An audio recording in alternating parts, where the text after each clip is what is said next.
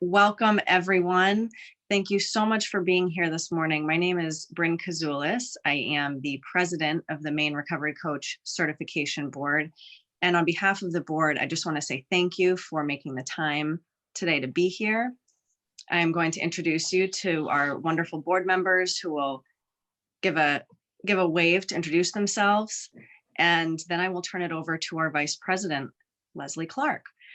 So on our wonderful board, we have Terry Woodruff, who is with Healthy Acadia. Terry, you can say hello. We have Pat Crowley Rockwell, who was our resident trained recovery coach. We have Scott Gagnon, who is with AdCare.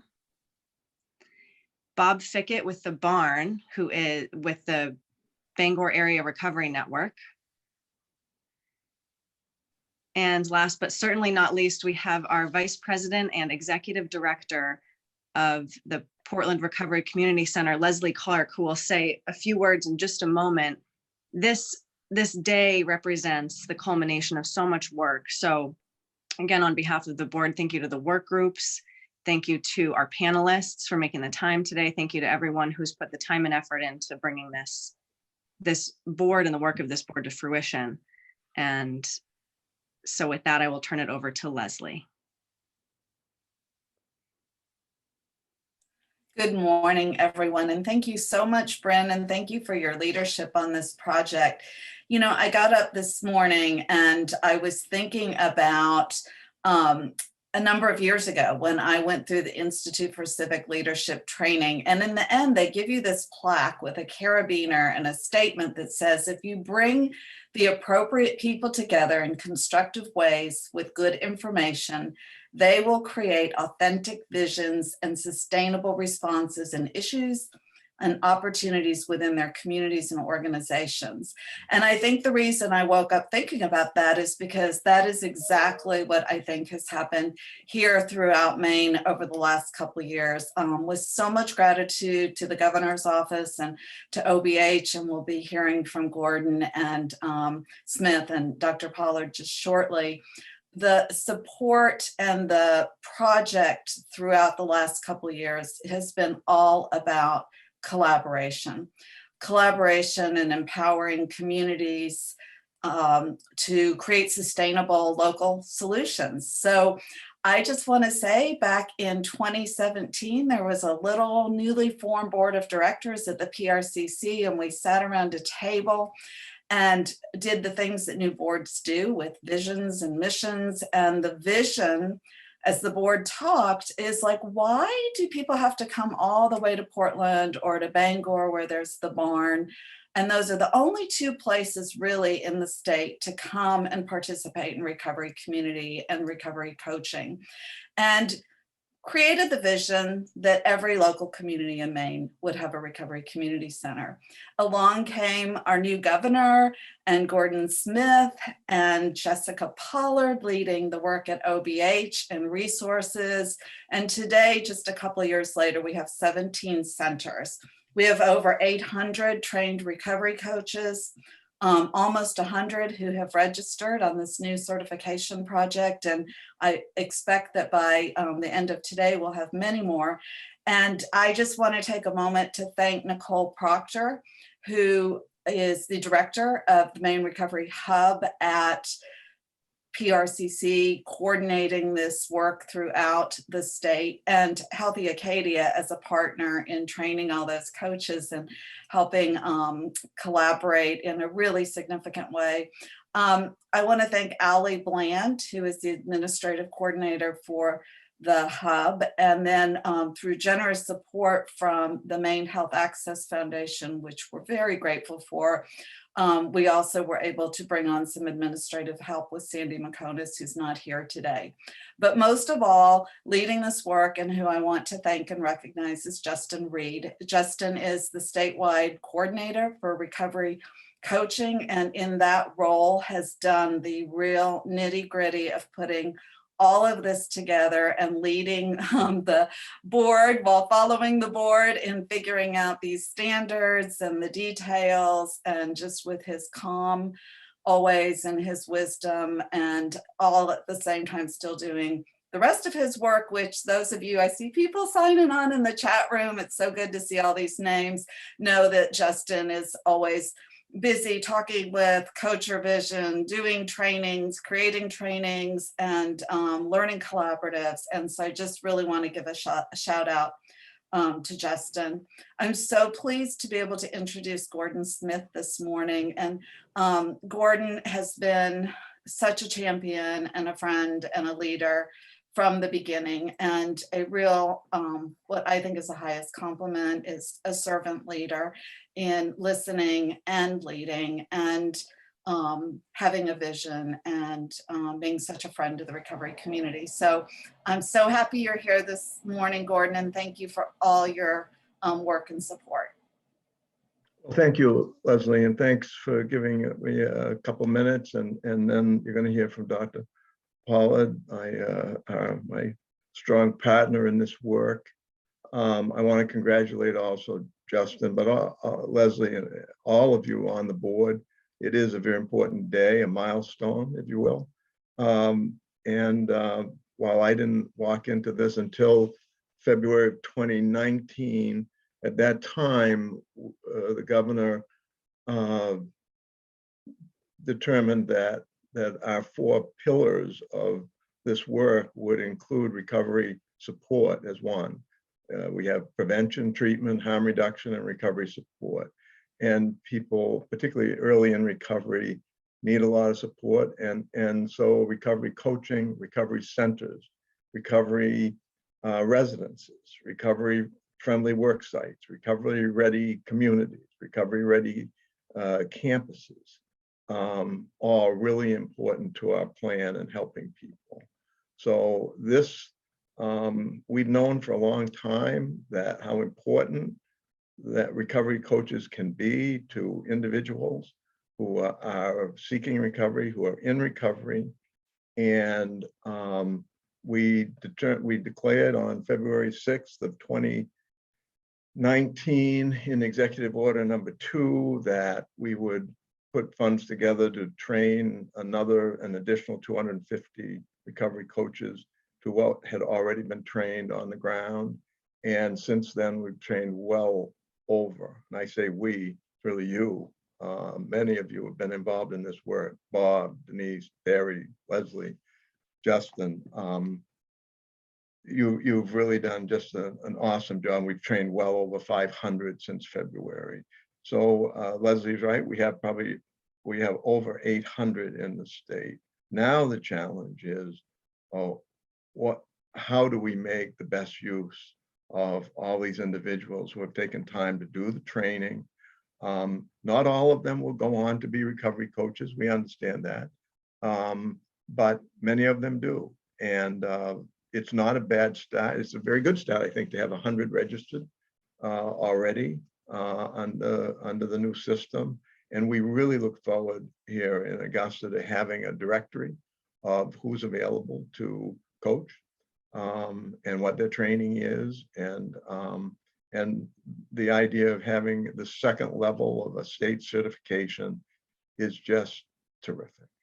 And so, again, you've got a long morning. I'm sure, along with Dr. Pollard, we wish we could stay with you. I keep threatening to take the 4-day course, but it's hard to find 4 days that work to do that. But I admire the work you do. I appreciate the work that you do. The governor would want me to personally thank you for your efforts. And that's really what I wanted to share with you today. And I don't know whether I get the chance to introduce Dr. Pollard or whether it's coming back to Leslie, but thanks for your work, and have a great morning. And I look forward to staying in touch with all of you. Thank you, Leslie.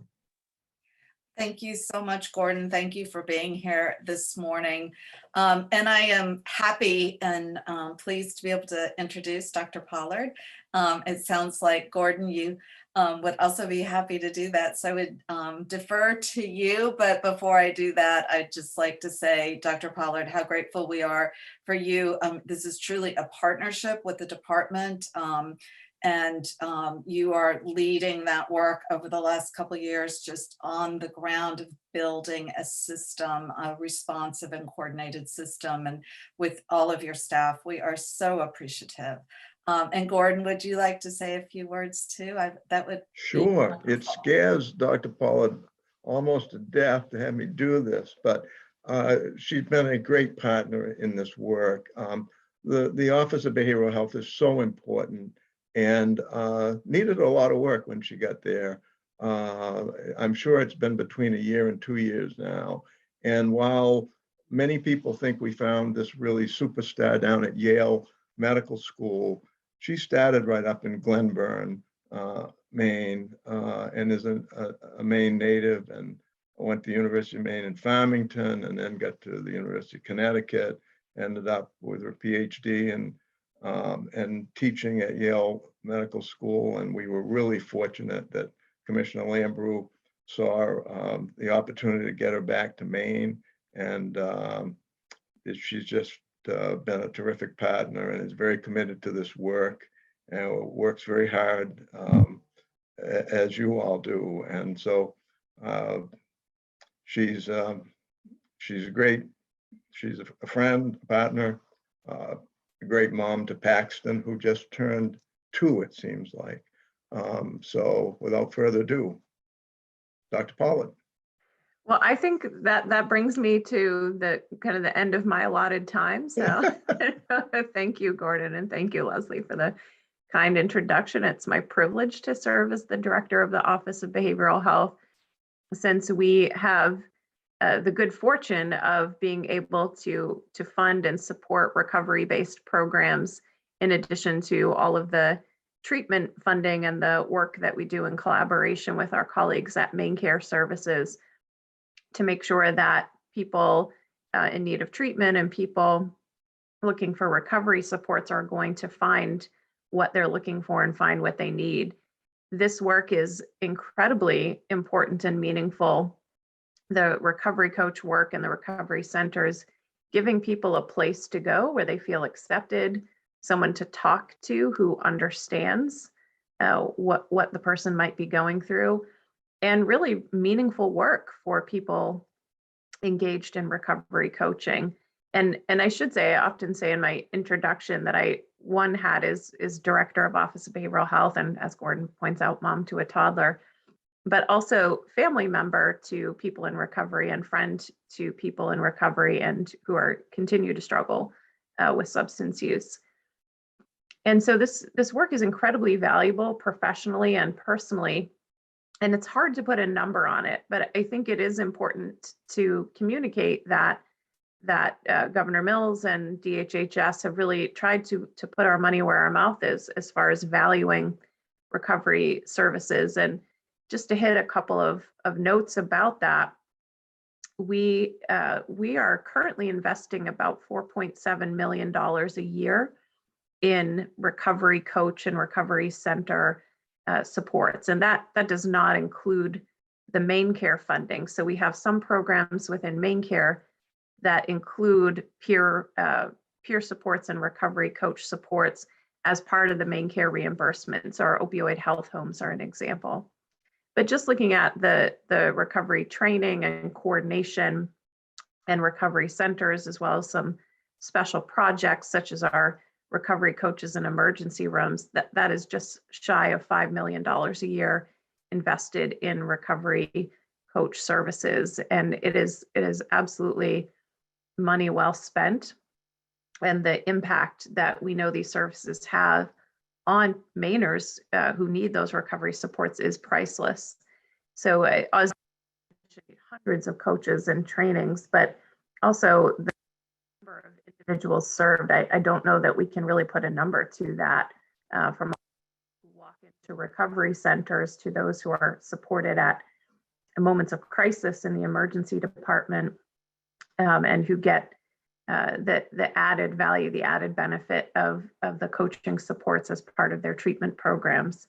So I don't want to take up any more time, since these are really important talks on the agenda today and the other panelists, but I do appreciate the invitation and the opportunity to work with everybody here. Thank you. Thank you, Dr. Pollard, so much. And thank you again for your leadership, and Gordon for yours. It's very inspiring and empowering. And as I said, we're really appreciative. I'm also just want to thank Bryn again for stepping in and stepping up and serving as the president of this board. It's really been a working board and lots of hands-on going through policies and procedures, and really good process and discussion, and Bryn has led it beautifully. So thank you, Bryn. I'm so pleased to turn this over now to you, Justin, for the rest of the morning, or the next section, to tell us about the history and the process and what's next for people to register and become certified. Thank you. Good morning to everyone. Thank you for joining us today.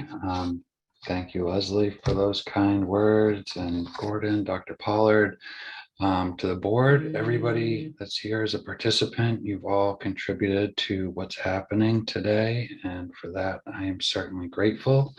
My name is Justin Reed, and I am the statewide recovery coach coordinator at the Maine Recovery Hub at PRCC.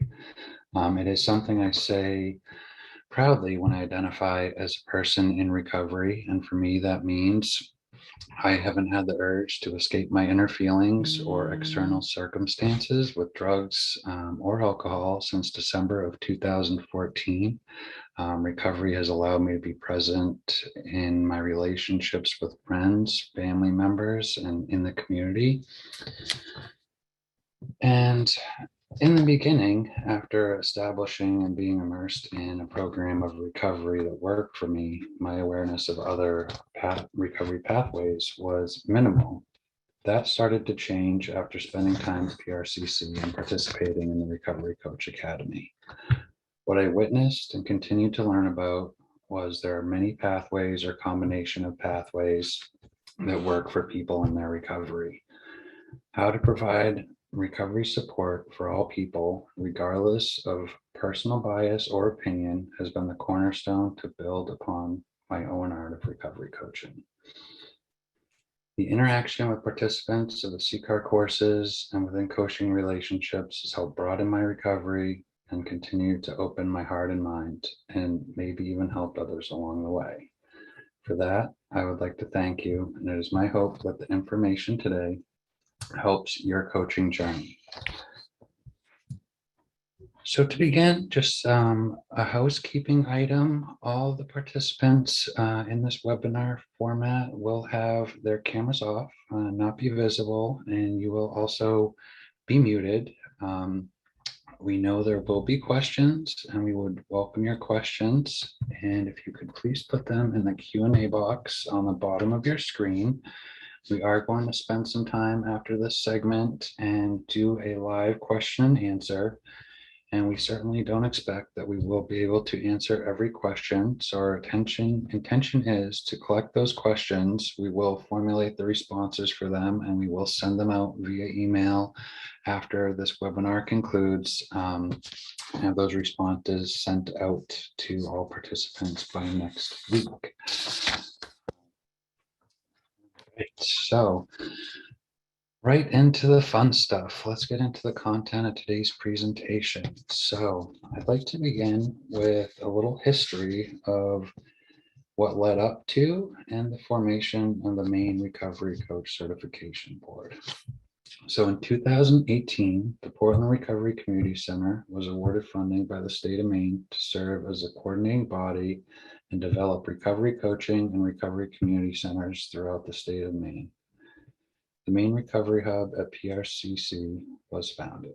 The Recovery Hub was tasked with the project of developing peer recovery coaching certification. With the help of Maine Health Access Foundation and the Addiction Technology Transfer Center, also known as ATTC at Brown University, a peer recovery coach certification work group was formed. The work consisted of members from across the state, and one of the tasks of the work group was to ensure that the certification would align with the International Certification and Reciprocity Consortium standards, also known as IC and RC. In early 2021, the Maine Peer Recovery Coach Board was formed and incorporated as a 501c6. The work group then presented the best practices for peer recovery coach certification to the board for their approval. A little bit of background on the curriculum that many of you are familiar with. Maine adopted the Connecticut Community for Addiction Recovery, CCAR, Recovery Coach Academy as the required curriculum. The coaching model is utilized in many states, including Maine. Recovery coaching has many great benefits, such as helping people get to where they want to be and reaching more individuals than some traditional pathways of recovery. Even with the best intentions in mind, there is potential to cause harm. Certification ensures that the practice of recovery coaching is being performed with integrity and consistency while meeting ethical standards.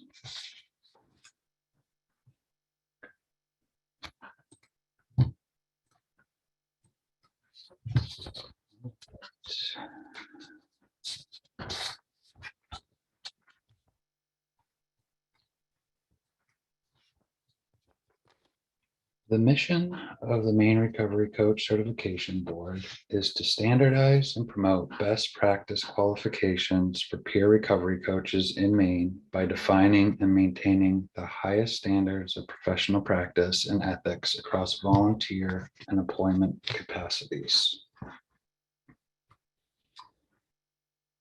The board's mission is achieved by ensuring the health and wellness of people of Maine through the delivery of quality peer recovery coaching services for those affected by substance use.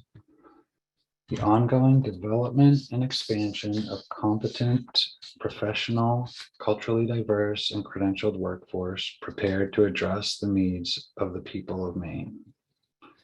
Peer recovery coach services are delivered by registered and certified individuals. And registered and certified peer recovery coaches receive quality supervision. Continuation from the last slide. This is also achieved by the highest ethical standards are followed by all registered and certified peer recovery coaches in Maine. Ethical concerns are appropriately addressed, and those with ethical complaints have an opportunity to have their concerns reviewed in a prompt manner. Excellent training and continued education are available to meet the needs of all peer recovery coaches. Now you might ask, what is the importance of registration and certification? Registration and certification is a voluntary process by which individuals trained, practicing, and supervised as peer recovery coaches may receive recognition of demonstrated competency. Its purpose is to establish quality standards which enable the general public, behavioral health care professionals such as counselors, allied health professionals, health service providers, third-party payers, and employers to recognize qualified peer recovery coaches. The importance of certification. Certification is evidence that additional standards of knowledge, skill competencies, and experiences have been met, as well as a required number of supervised practice hours and continuing education, which we'll talk more about. What are the benefits of becoming registered or certified? Becoming registered or certified identifies peer recovery coaches who meet quality standards in their field.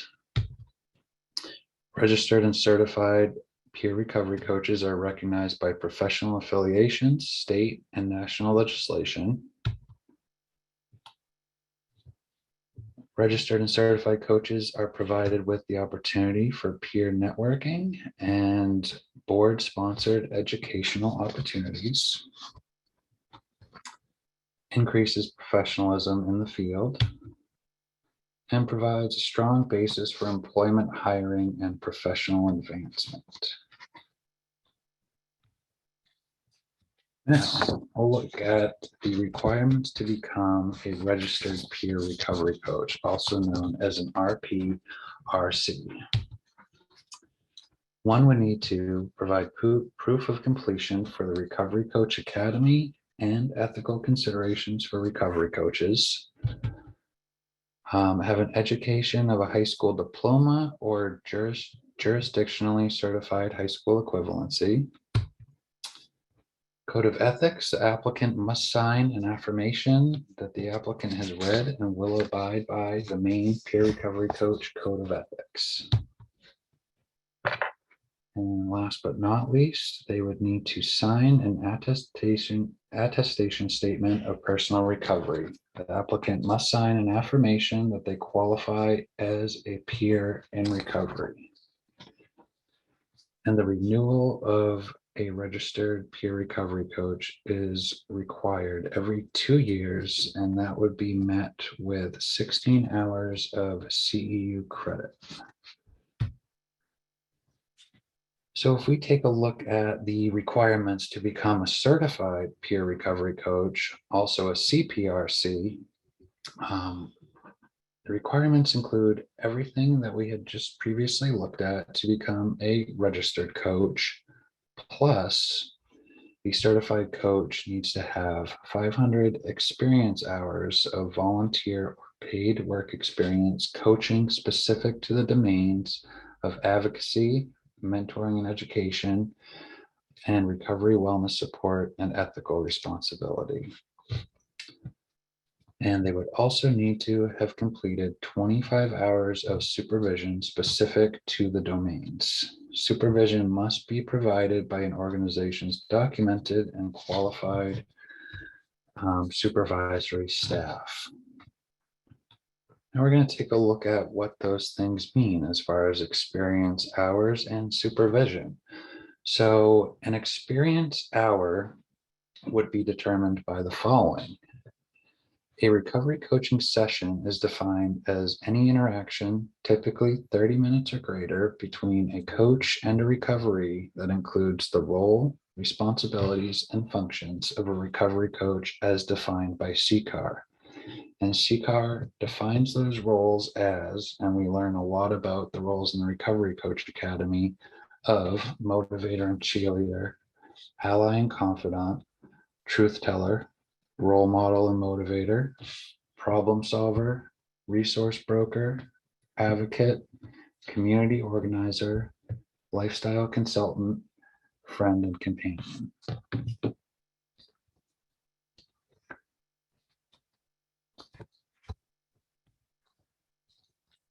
This slide says who may qualify as a coach advisor or someone that may provide supervision. An individual who has completed the CCAR Recovery Coach Academy and CCAR Coachervision is identified as an eligible coach advisor by the Maine Recovery Coach Certification Board. So just like to add a note that anyone applying for the Certified Peer Recovery Coach credential will need to have participated in Coachervision, even those who qualify for providing Coachervision themselves. So we all need Coachervision support, regardless of our experience level. Coachervision may happen in a one-on-one or in a group setting.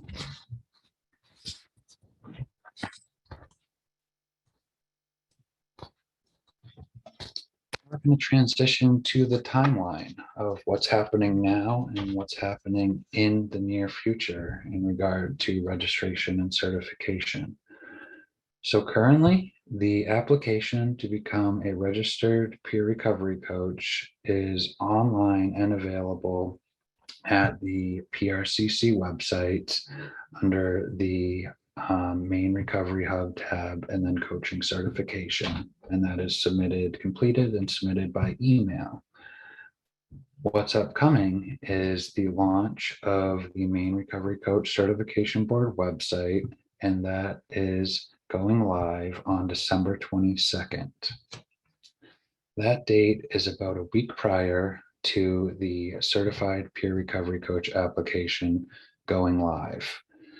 On the 1st of January 2022, both the registered peer recovery coach and certified peer recovery coach application will be available for electronic submission on the board's website. And we'll take a look at how the website looks and some more details about how one would go about submitting their applications in the slides to come. All right, so the website will be peerrecoverycoachme.org. And here are some of the things you will find on the website. So we have information, and that'll include where to find training opportunities for the Recovery Coach Academy, ethical considerations for recovery coaches, the different CCAR curriculums that are offered in Maine. It will include all the forms necessary and the manual for the certification board. You will have the applications, as mentioned, for the registered peer recovery coach and the certified peer recovery coach available and able to be submitted online. And you will also have the ability to verify someone's credentials as a registered or certified peer recovery coach. Now, in addition, what will be found on the website? The applications, as mentioned, for registered and certified coaches, the credential verification database, the manual for registered and certified recovery coaches, which includes the requirements, processes and procedure, fee schedule, etc. The Maine Recovery Coach Certification Board Code of Ethical Conduct, and this will also include the ethics complaint form and disciplinary procedures. Let's take a look at some of those items more in depth. So as of the 1st of January, you'll be able to complete the registered peer recovery coach application. It's a simplistic form, and one of the exciting additions is that you will be able to just add your certificates of completion for the Recovery Coach Academy and ethical considerations right into the online application. So you would either be able to take a picture and upload it on your phone, or you could scan it with your printer and upload it from a file on your computer. So it's very easy to access and work through, and should be a very low barrier application process. And the certified peer recovery coach application will be as easy to upload your certificates of completion to.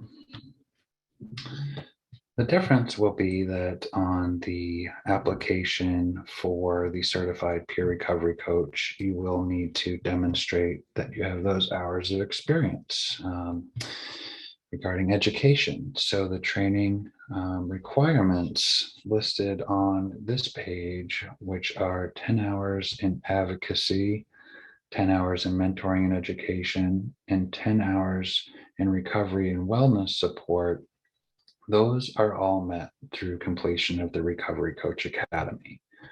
And then the 16 hours of ethical responsibility required for the certification is met through CCAR ethical considerations for recovery coaches. On this page of the certification application, you will also be asked to provide your experience hours. So that may be 500 hours with one agency or organization, or you may have split that up between a recovery community organization and your place of employment, and have numerous forms that include the experience hours. And the same could be said for the total hours of supervision. So you're looking for 25 hours of supervision, and your supervisor would sign off on this form, and then you will upload it to the online application.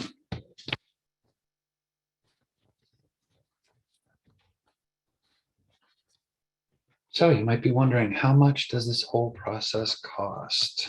The application for certification costs $125. and would come with a $75 renewal fee every 2 years. The application to become a registered peer recovery coach will be $50, and the recertification will be $50 every 2 years, unless one chose to become certified. The exciting part about this is that all of the fees for becoming a certified or registered peer recovery coach will be waived for 1 year from the application opening for the certified peer recovery coach. So up until January 1st of 2023, you can become registered or certified at no cost. This will hopefully be an incentive for individuals to become registered or certified, continue working on their hours to become certified before these costs are effective.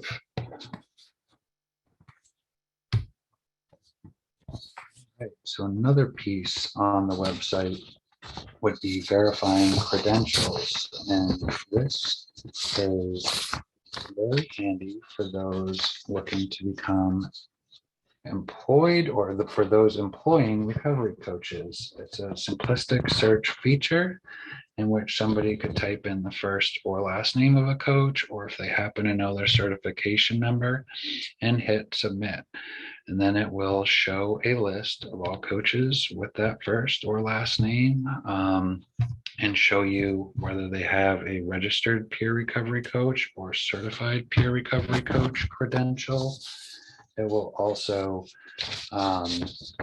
tell you when somebody became registered or certified and when they would need to recertify. It would also tell you if somebody's credential has been suspended or revoked, and that may happen through an ethical complaint procedure or grievance that has been submitted, and we'll look more at that in a moment. So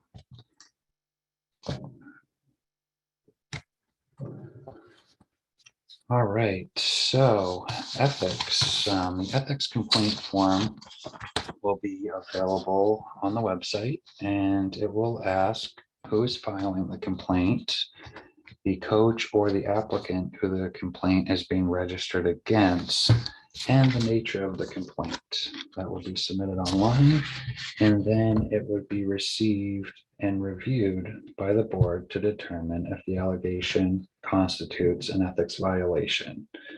If it is determined that an ethics violation may have occurred, it will then move to an investigative process by the board's ethics committee, which includes testimony from all of the involved parties.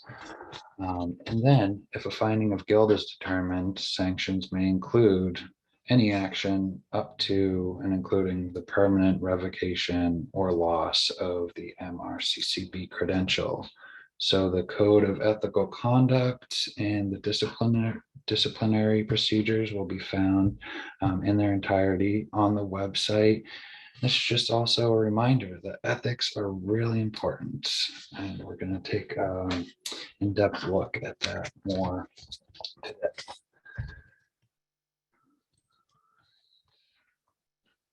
So for resources, the website will include where individuals may find training opportunities required to become a registered or certified peer recovery coach.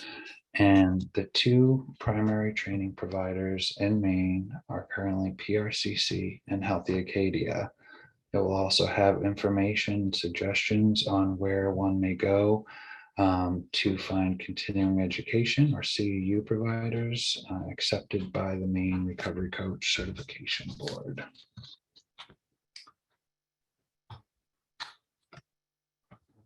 So if you have any questions prior to the Maine Recovery Coach Certification Board website becoming available, please feel free to contact me at justin@portlandrecovery.org.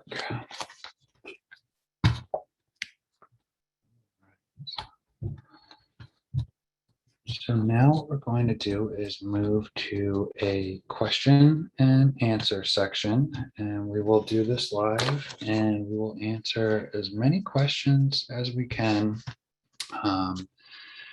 in about the next 20 minutes or so. And anything we do not answer, we will make sure to respond to via email and also make that available on our website. So Nicole, what do we have for some questions? Yeah, thank you for all that information, Justin. It's a lot of information packed into a short presentation. So before we jump into all of the questions that are rolling in, I just want to invite anybody that might still have a question, just please drop it in the Q&A, and we're going to go through as many as we can, like Justin said. And anything that we are not able to get to, we will answer by email. When we send out the recording and the slides, we'll also send out the questions and answers. So I thought maybe we would just start off by doing a quick highlight of the key dates, because there's a lot of things coming up, right? And I think one person even asked in the questions about registration, but can you just tell us again real quick, if somebody wants to register today, so if a coach is not current, if they meet all the requirements and have not become registered, what is the process to register today, and how would they do that? Yes, I can definitely explain that. Maybe we can have the link posted as to where one may go to find this application. But what you would do is go to portlandrecovery.org, the PRCC website, and then at the top of that page, there is a Maine Recovery Hub tab. And under the Maine Recovery Hub tab, you will find a section titled Recovery Coach Certification. In that section, you'll find an application, couple page application that you fill out, and you would email that application and your certificate of completion for both the RCA and ethics to Sandy at portlandrecovery.org, which is also a lot of information, but all of these steps are listed on the website in the link that we'll put in the chat for everyone. Perfect. And so the next key date that I think is really important that was embedded in your presentation is, when does that website become live where everything will actually be digital? Because right now that process that you explain for registration is actually printing off the form, scanning in your application. It is all manual. So what is the date that switches to an online fillable form on the new website, and what is the new website, if you could share that again?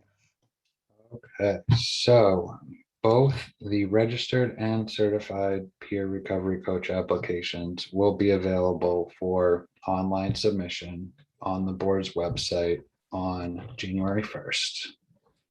And the website, I can share that again, just give me one moment.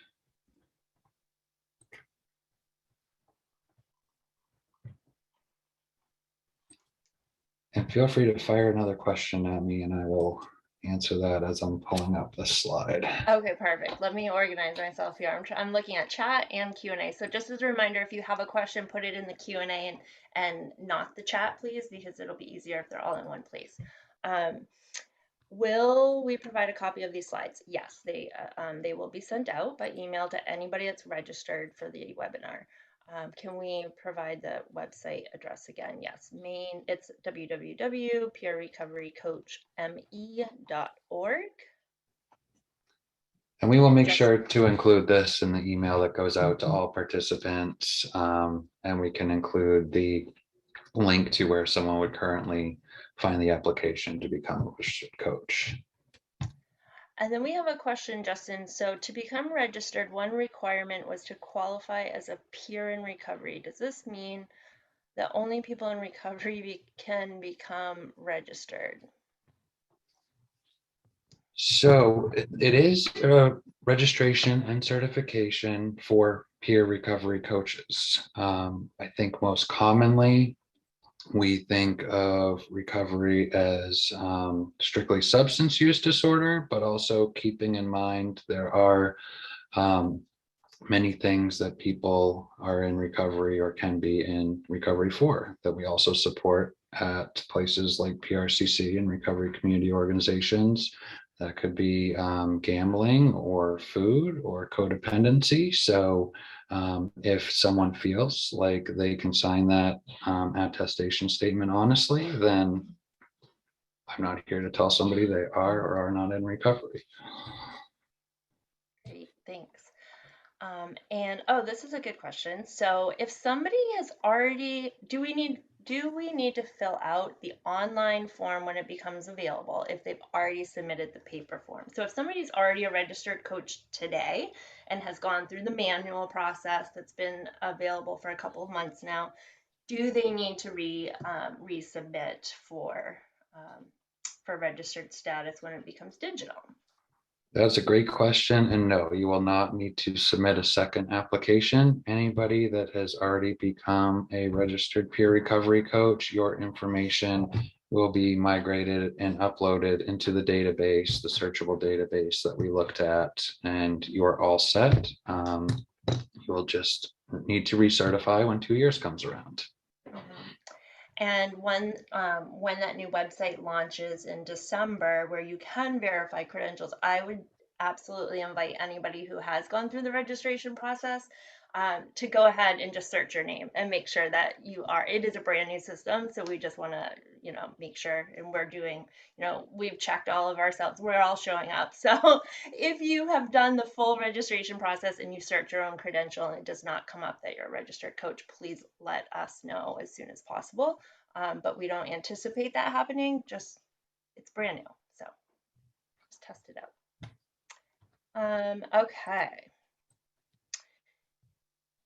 Okay, so everybody is asking, do we need to re-register again? So bear with me, I'm just gonna kind of go through these questions. I do see a quick question I can answer on the spot from the chat box. Says, how do we access the link to search for credentials? That will be available as soon as the board's website goes live on December 22nd. Perfect. Can you give an example of a training that would count as a CEU? Some real easy ones to throw out there would be recovery coaching in the emergency department. Coachervision could be counted as CU. They have professionalism and recovery coaching. Those are all just offerings that CCAR provides. So those are pretty quick to come to mind, but also other organizations will be presented on the website where you can go to find CEU credits for renewals. Great. Okay. So I don't know if you have your training calendar up, Justin, but that somebody wants to know, when is the next Coachervision class available? But you may be able to just point people to where the schedule is. So Healthy Acadia and PRCC both offer Coachervision. I can say that the next available Coachervision option for PRCC would be February 2nd and 3rd of 2022. It's currently available for registration also on the PRCC website, and we can provide that information in the email we send out as well, where to register for classes. And then maybe somebody could provide in the chat the Healthy Acadia link where somebody could go to look for class registration. Possible. Perfect. Thank you. Sorry, I'm just going through these questions to make sure we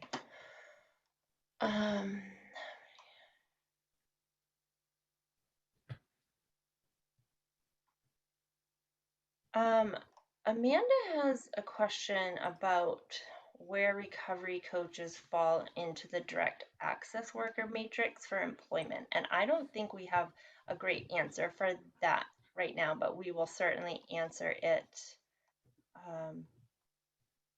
by email. If we have Coachervision and have provided Coachervision over the last few years, who would be my supervisor to sign off on supervisor hours? Do you want me to read that again? Yeah, I'm a little unclear on the question, so. Me too. So we might have to, I think somebody's asking if they provide Coachervision over the last couple of years, who would their supervisor be to sign off on supervisor hours? I think, if I'm interpreting, yep, he said, yep, that's correct. Okay, so a supervisor or somebody that is providing Coachervision and has been trained as a Coachervisor, they may have somebody that is their supervisor at the organization that is able to provide either group, or maybe a coach advisor will be participating in one-on-one coach revision with either a colleague that's been through the coach revision process or their direct supervisor. So I can't speak specifically to the organization, but they would need to have someone that is a peer coach advisor that they are accountable to, if that makes sense. All right, thank you. Does the CCAR certificate expire? Actually, it says, does the CCAR certification expire? So maybe the first part of that question is, can you explain the difference between the CCAR certificate and certification?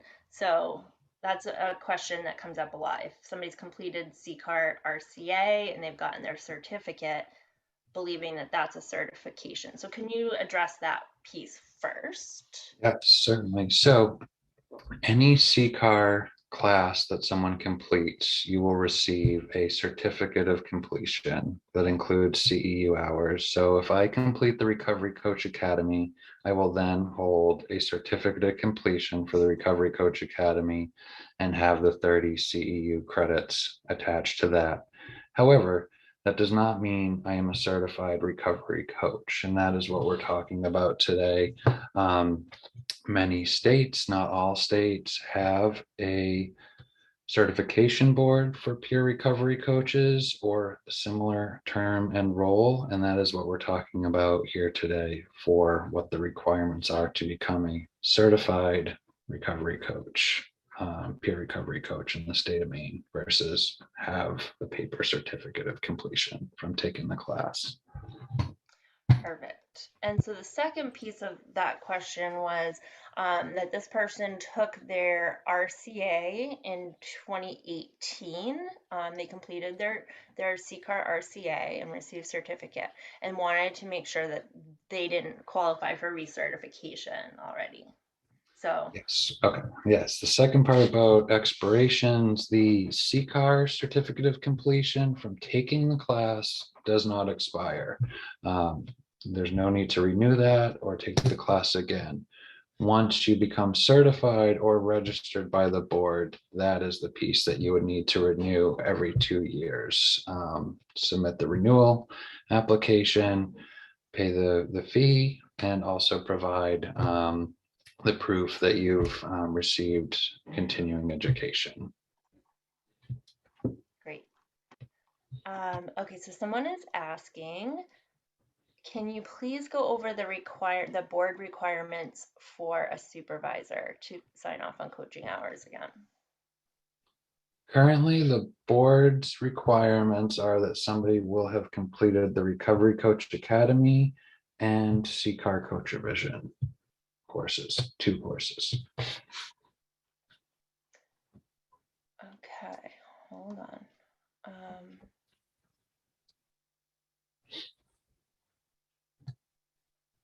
Can you talk, I have a question here that says, can you go over the differences again between registered and certified? Sure thing. So a registered peer recovery coach will need to have completed the Recovery Coach Academy and ethical considerations for recovery coaches. They'll need to have a high school diploma or GED. They will need to sign off on the peer recovery coach code of ethics, that they will agree to follow the code of ethics, and also sign the personal attestation statement of recovery. So, but the educational pieces, the big pieces are those two courses, the Recovery Coach Academy and Ethics. And then when you move up to the level or tier 2 of being certified, then that would include 500 experience hours of practicing recovery coaching in the field and 25 hours of supervision or coach revision. Perfect. So that actually goes into the next question that has been posted. So somebody would not apply for certification until the 500 hours have been met. Is that correct? That also, I would add on to that, and has received 25 hours of supervision. Correct. If someone had not yet achieved 500 hours of experience coaching in the field and 25 hours of supervision, the application would be incomplete and not accepted. So you could not submit an application with, say, 200 experience hours and then just update that later once you have 500. It needs to all be completed upon submission to be accepted.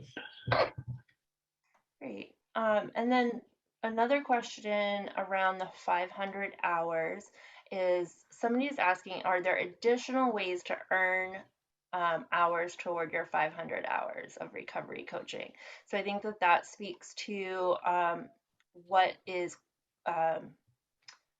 considered, I can't remember what we called it, coaching, what is relevant. It was in your presentation, and what the board would define a coaching hour to be. So perhaps you could just touch on that again.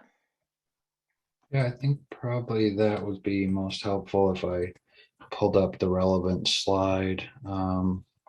Again, just to touch on that, I might have went through it quickly.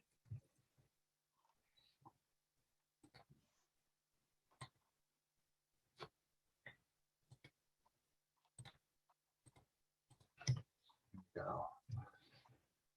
So it says a recovery coaching session is defined as any interaction, typically 30 minutes or greater, between a coach and a recovery that includes the role, responsibilities, and function of a recovery coach as defined by CCAR. And that would be using the roles listed at the bottom there of what recovery coaches do and what their roles include. So I would say the short answer would probably be it would need to meet these guidelines to be accepted as a coaching hour. And I don't really know what the alternatives could be or what the person posing the question had in mind, but it would need to meet this definition.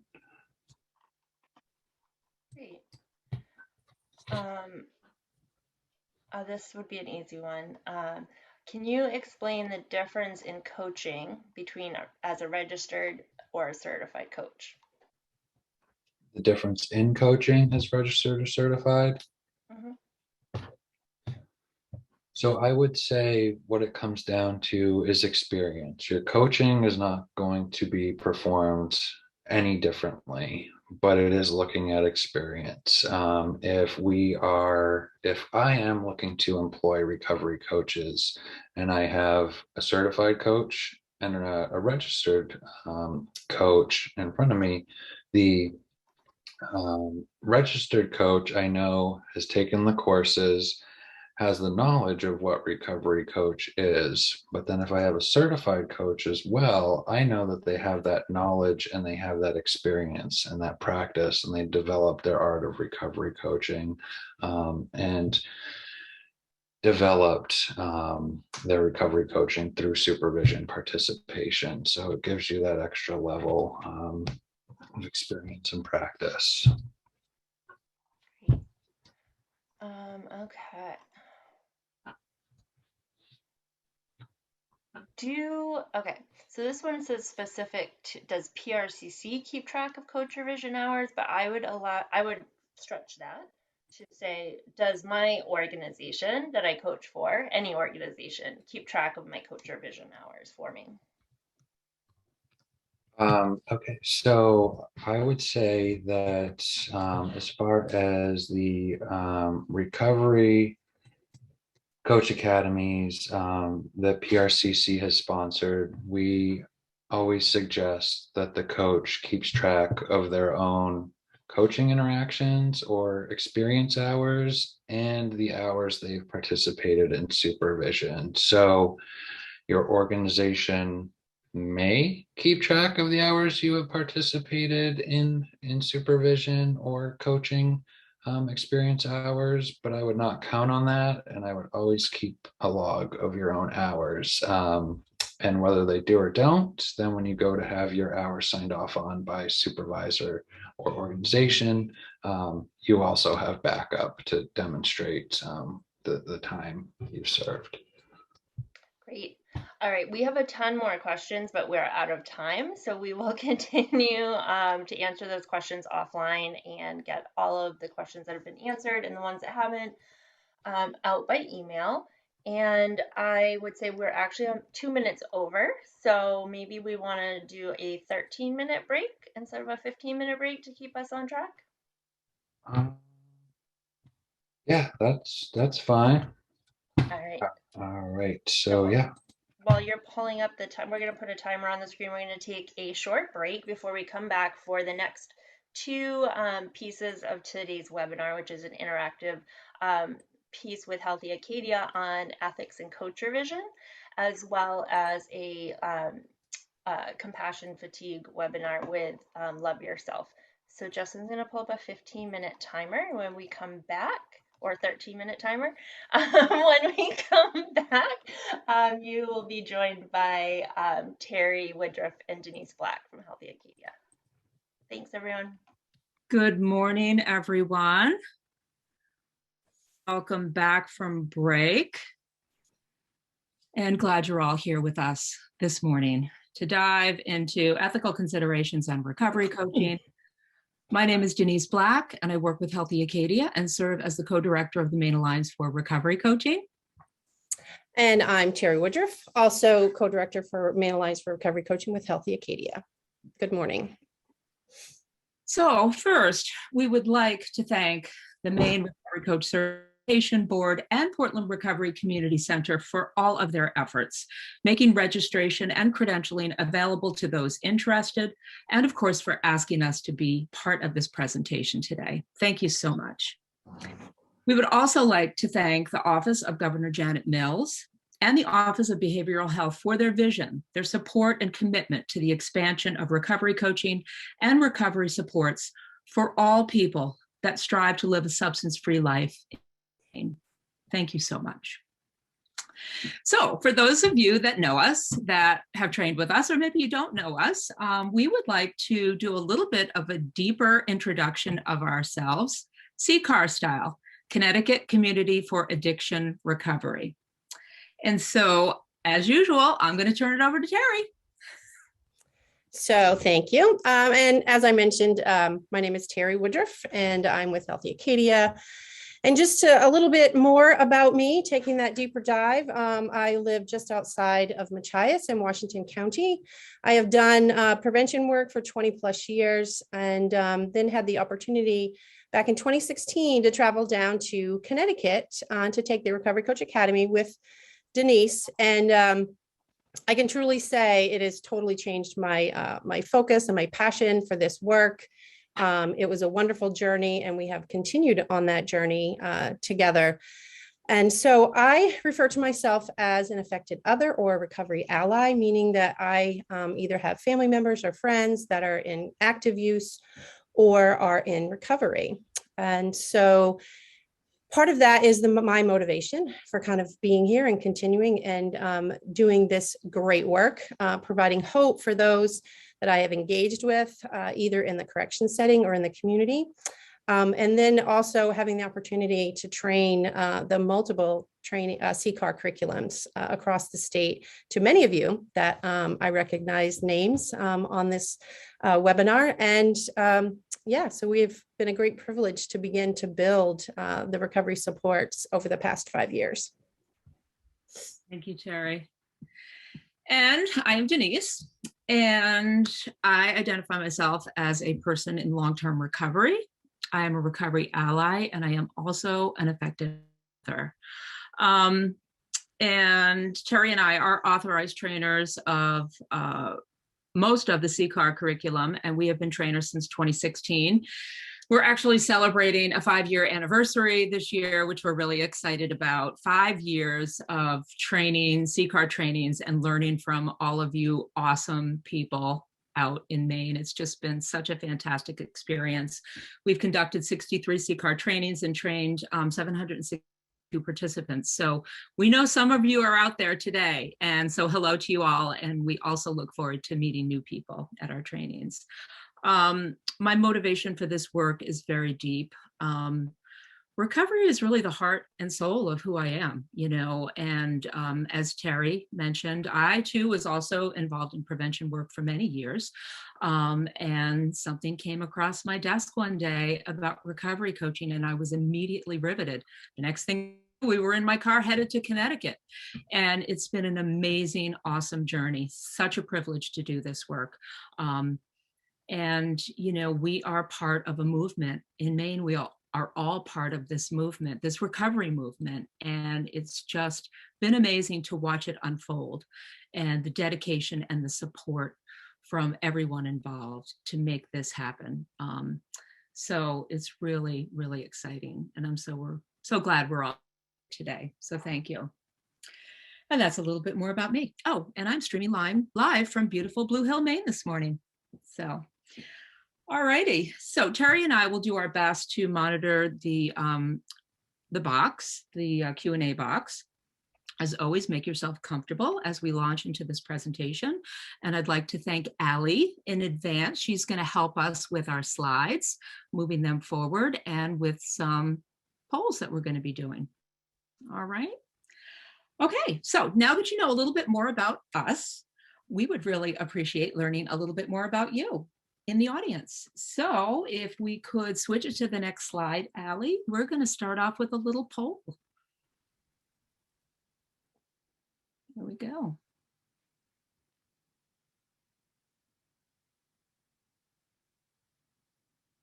And you'll see the questions as they're in the box.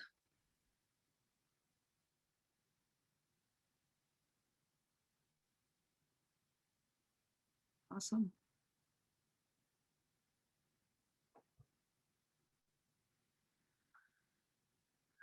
I think I can't see the questions. Can you see 4 questions on there, Terry? Great. I'm assuming the results are coming in. I can't see on the other side of it.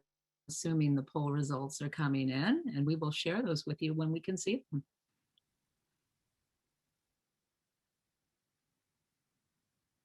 Here we go. 38% of you, that's awesome, are registered. Thinking about it, 15%. 83% of you want to be certified Maine recovery coaches. That's awesome. And 60% of you have trained with us. Yay, awesome. Hello to everyone out there. Great. Excellent. Good information. Okay. All righty, let's move it to slide 3, ethical considerations. So, as we know from our learned experience from coaching, ethical considerations will come up, sometimes quicker than we can imagine. So let's explore this a bit more. Ethical considerations can crop up in a number of areas related to the delivery of peer-based recovery support services, 1 through 5, right? Through service context. Personal conduct of the recovery coach, conduct in service relationships, conduct in relationships with other service providers, and conduct in relationships with local recovery communities.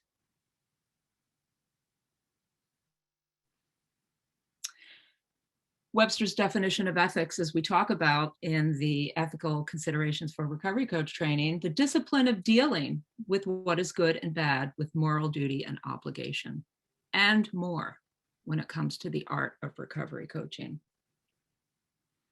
Just want to take a look at the Q&A. Oh, Angela says her poll answers didn't go through. Angela, hopefully they will on the next one, because we're going to be doing more polls. All right, let's move it to the next slide.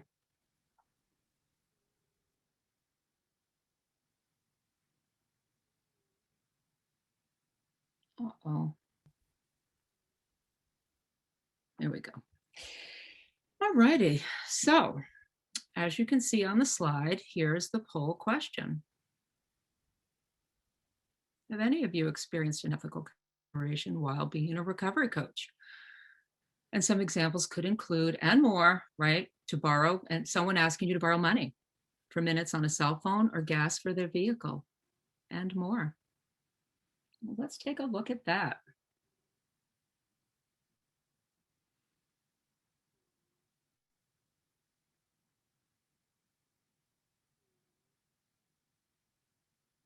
%56% of report that you have had an ethical consideration, and no 44%. Interesting. Thank you. Alrighty, let's jump into how we can reduce ethical considerations.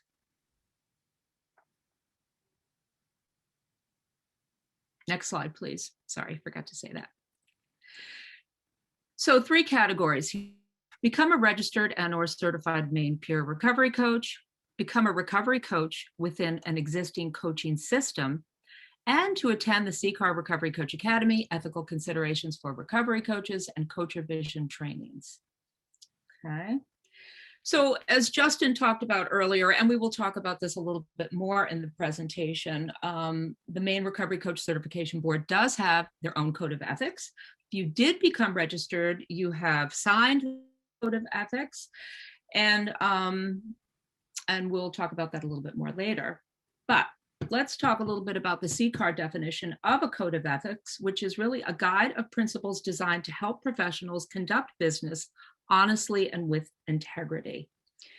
So the code of ethics document may outline the mission and values of an organization. It may demonstrate how professionals are supposed to approach problems.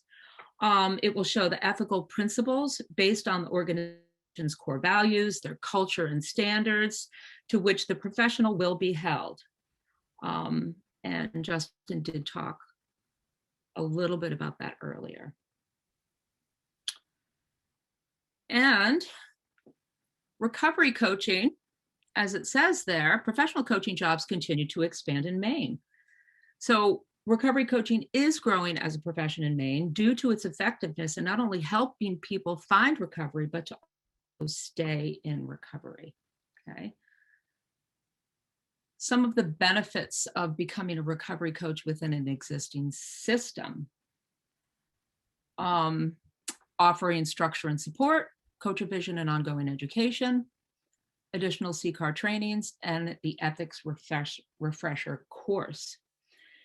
So again, as recovery coaching continues to become professionalized in Maine, being part of a recovery coaching system can help to advance your volunteer or professional coaching journey. Being part of a high quality system that includes coordination, structure, ongoing education, Coachervision, and a community of peer coaches that will support you are all very important factors in reducing ethical considerations, and will also support you as you explore and develop your art of recovery coaching. And down at the bottom, we talk about training a little bit.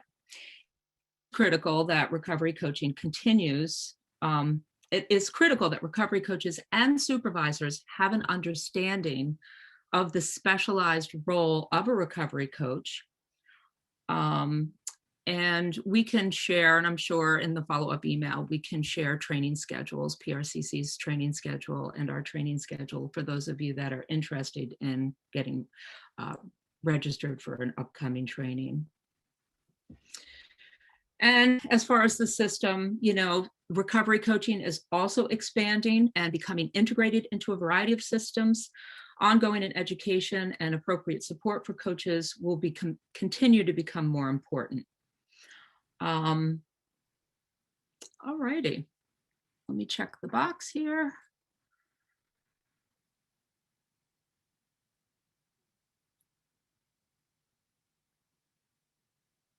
Mike, is there any trainings or suggestions for an organization on how to best implement a coach into their programs? That's a great question. And we do talk about some of that at the trainings, at some of the trainings that we do. Conversation comes up. So yeah, we can. Okay, let me just look over here. All righty. Let's take another poll.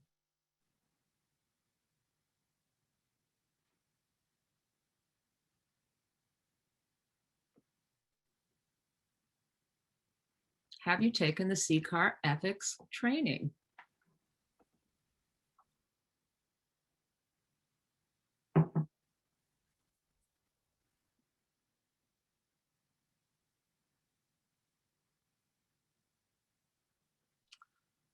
Yes, 46%. Oh, 54%. Thank you. So let's start with a quote from CCAR regarding ethics and training. Ethics trainings are not all created equal. Recovery coaches and those that supervise them need an understanding of ethics that differs from those of clinicians due to their unique role while guiding someone through their own recovery process. Okay. CCAR ethics training has been designed to help coaches and anyone else working in the peer role to understand how critical it is to be ethically responsible. And of course, on the slide, you will see some of what you will learn in an ethics course and more.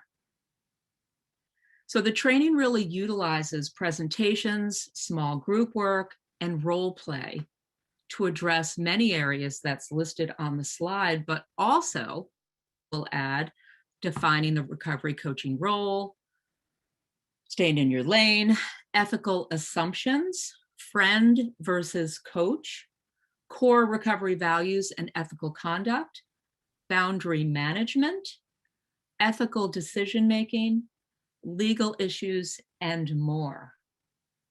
This is the thing about these trainings. And for those of you that have experienced the training, you'll know exactly what I'm talking about.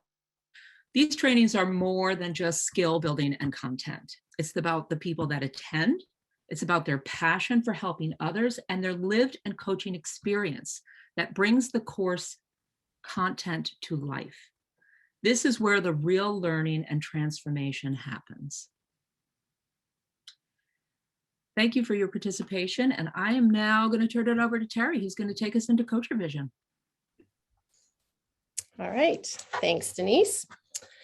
So language matters. And we talk a lot about this in a broad meaning across all of our trainings, but specifically to Coachervision, due to this being a peer-to-peer nature of work, we try to stay away from using the term supervision and supervisor for recovery coaches.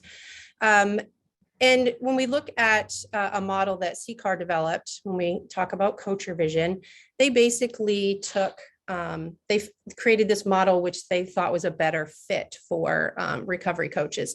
And they took the two terms, recovery coaching and supervision, and they kind of infused them together. And that is kind of where they came up with that term of Coachervision. So providing Coachervision, and the folks that would be providing that Coachervision, they refer to them as Coachervisors. So they would have a better understanding of what the role of a recovery coach is. So we're going to take a little bit of deeper dive into what is Coachervision. Go ahead and put a poll up. Here we go.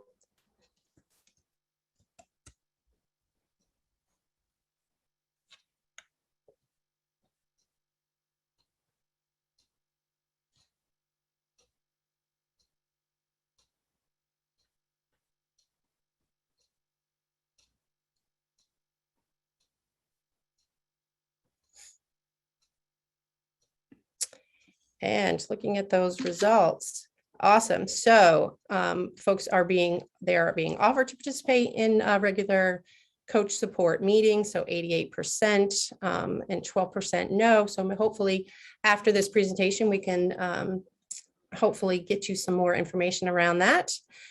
And then some are getting it every 2 weeks, once per month, or anytime that you need it. So that's awesome. Glad to see that folks are beginning to get some of that Coachervision or support for you. So if you could move to the next slide. So what is Coachervision? So again, it's a model or oversight that resonates most with the role of a recovery coach, aptly named Coachervision. And this comes from CCAR, based on that concept of coaches coaching coaches. So understanding of how to best support coaches day to day and develop coaches for long-term success. And it kind of depends on the situation. Looking at Coachervision can be held monthly, weekly, or on an as-needed basis. So you may find that you attend a regular monthly Coachervision, but you also may find that you need Coachervision just today.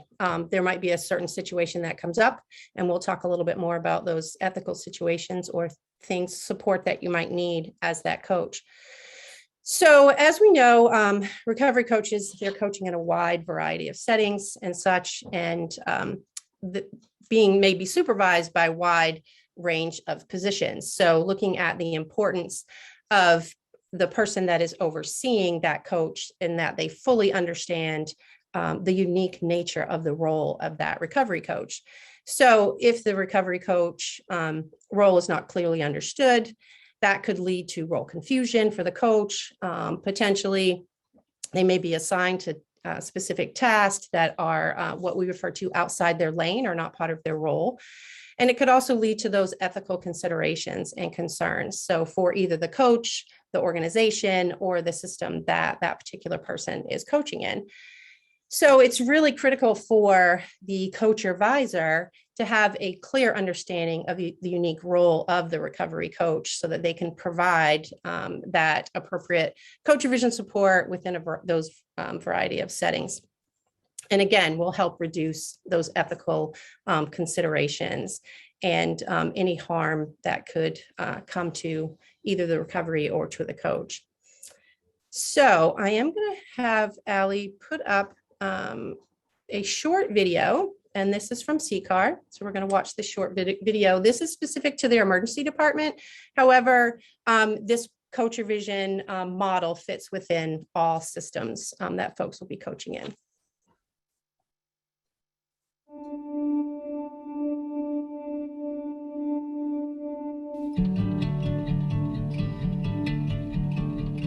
Coachervision was born out of the needs of this program. When this program started, we recognized we had coaches working on the front lines and they needed some support. The benefits of Coachervision from my perspective as the supervisor are that I get FaceTime with my team members weekly, that I have my finger on the pulse of how they're doing. So one of my responsibilities on my job description is boundary management. And what does that mean?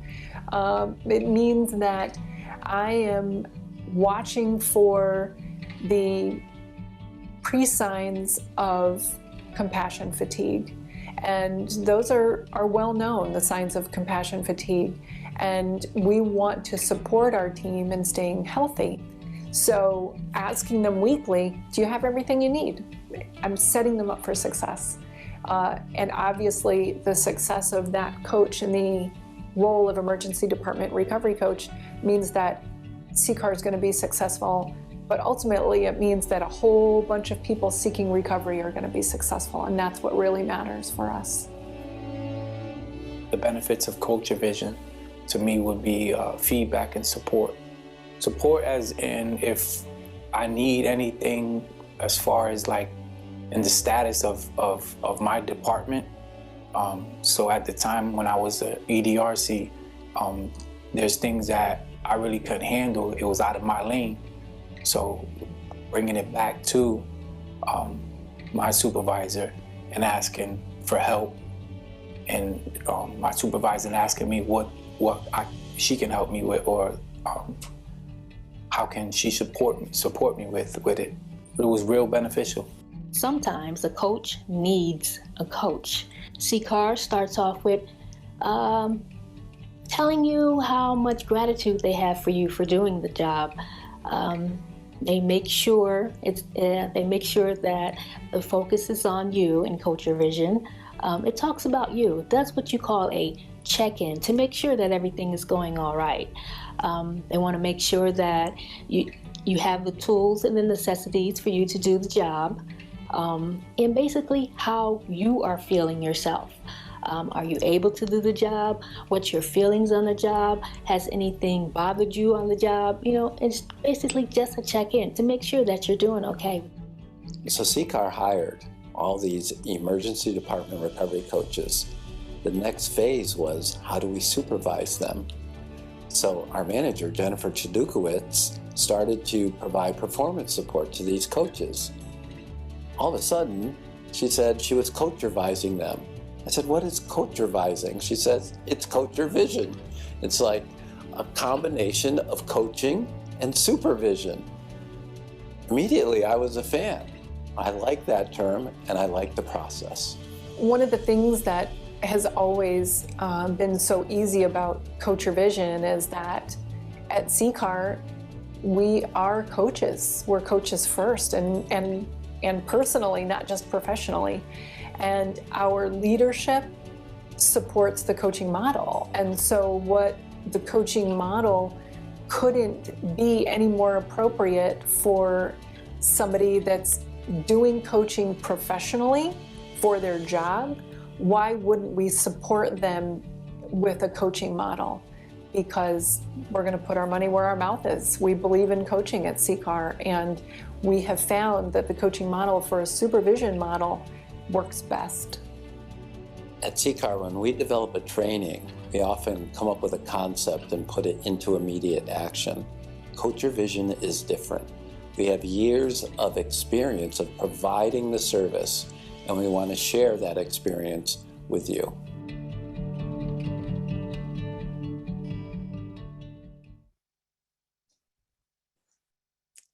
Awesome. So I really love that video. I think it speaks to every aspect. Obviously, CCAR, it's their model that they developed, but it talks to every little piece around the recovery coach, the supervisor or coachervisor, and the importance of all of those and how those kind of come together within that system. So supporting the coach and this coach supporting the recovery, right? So we talk a lot about, especially in the Recovery Coach Academy, that you need to be able to take care of yourself in order to take care of others. And this kind of ties into that piece as well. So this next slide, what are some of the things that you're going to learn within the Coachervision course? It's based on, again, the concept of coaches, coaches, coaches, and we'll provide those that attend with an understanding of how to best support coaches day to day and develop coaches for long-term success. And you did hear in that video, they were talking about their coaches. That's what they do, CCAR does, and that's what we do. We are all coaches and being able to provide that support. So a coachervisor, and this is going to sound familiar for many of you, they're going to ask really good questions. One of the favorite ones might be, how can I help you with your recovery coaching practice today? They actively listen, they manage their own stuff, and coachervisors treat the recovery coach as the best resource on their work. And we trust those coaches until they give us a reason not to. And I think that, again, is where you begin to see some of those ethical considerations and things that might come up. And that is truly where that coachervisor will help with that. So some of those aspects, as I was saying, sounds very familiar. You might recognize those from the Recovery Coach Academy.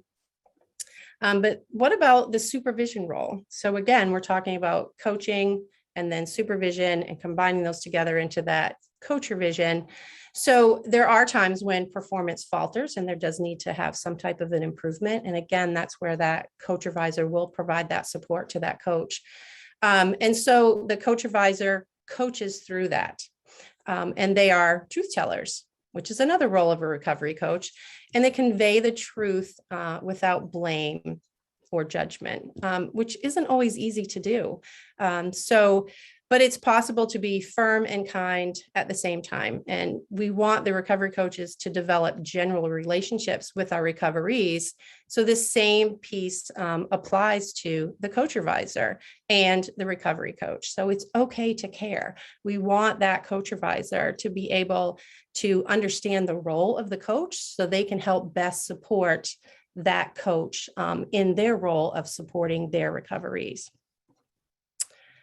All right, so we're going to dive a little bit back into what Denise was talking about, and Justin mentioned this in the beginning and talking about the Maine Certification Board Code of Ethics. So we're going to throw up another quick poll and see.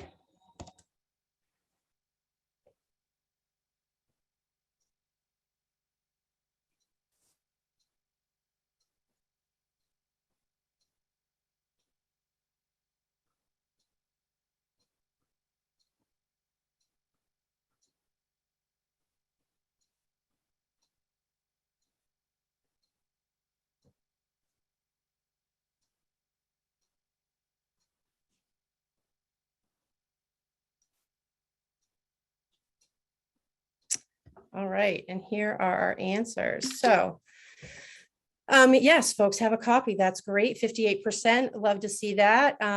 Do you review it every week? 13%. Kudos to all those that review it every week. That's awesome. But again, reviewing it at least once a year is also a good piece as well. And then the last one, I got to roll this up. Have you shared that code of ethics with your supervisor? So again, making sure that that supervisor has the understanding of what the code of ethics is. And you did sign that. So making sure that you understand what it is that you've signed in looking at that code of ethics. So thank you all for taking that poll. So this is where the accountability comes into play, and ethics and Coachervision, how they're tied together, that coaches can be supported in appropriate ways, encouraging them to stay in their lane as recovery coaches, and encouraged to bring ethical considerations to their Coachervisor and Coachervision sooner rather than later.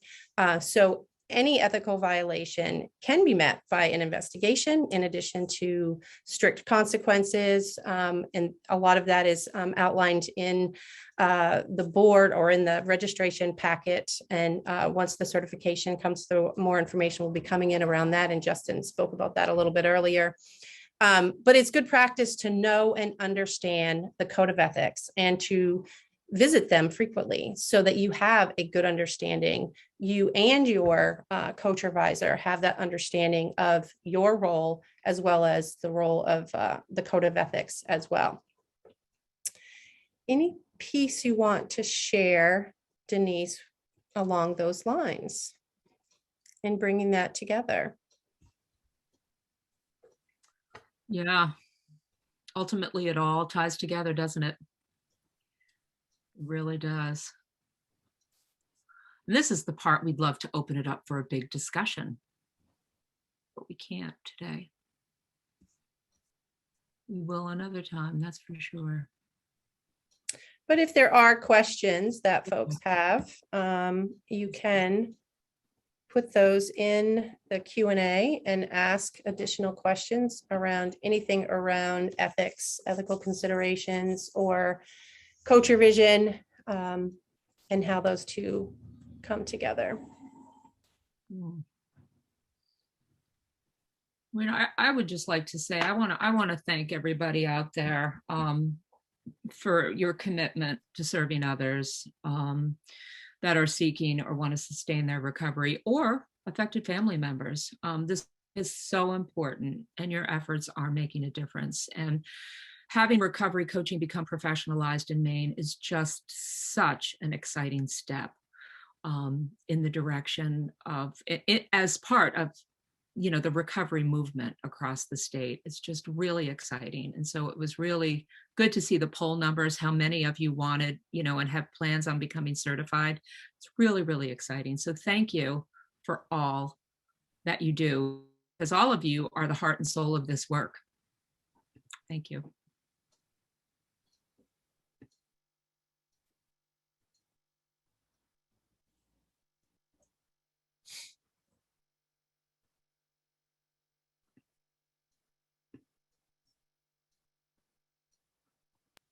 I'm not seeing any questions right now.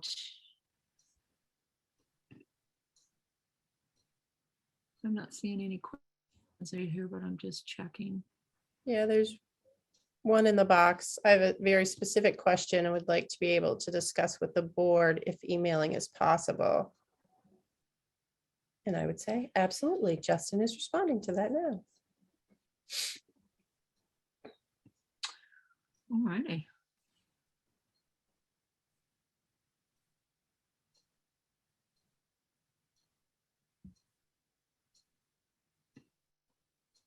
All right.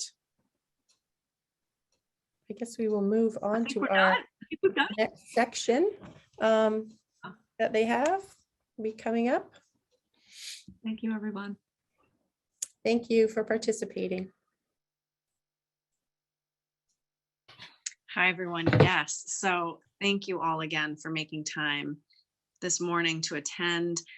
I'll speak for myself. I found this so, even as the president of the board, I found it so informative and great to be in community with you all. The chat was so active. That was wonderful to see.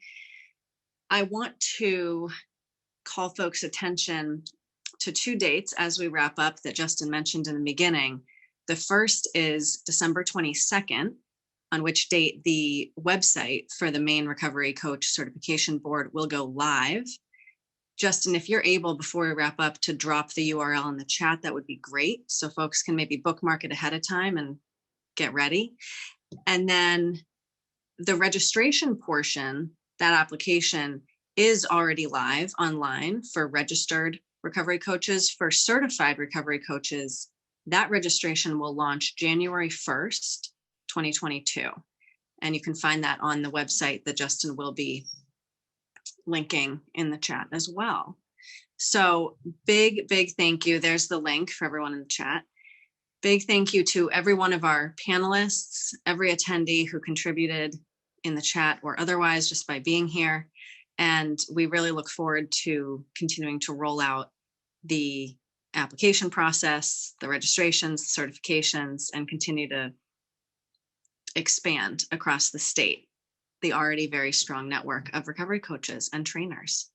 So I believe that's all I had. I don't know, Justin or Leslie, if you want to add anything else, but I just want to say thank you so much to everyone for joining today. Thank you, Bren. Leslie, do you have anything you'd like to say? Just thank you to everyone. Thank you. Deep gratitude extended to all the presenters today. Healthy Acadia, Love Yourself event, all the board members, the support from the state of Maine, Office of Behavioral Health. It's taken a lot of players and a lot of meetings and pieces to get here, and we're really excited for the launch of the website and the certification. Again, we'll be following this presentation up with an email to all participants that includes answers to some of the questions we didn't get to, resources as to where to find trainings, all the links that have been provided already in the chat, but you'll be able to find them all in one place.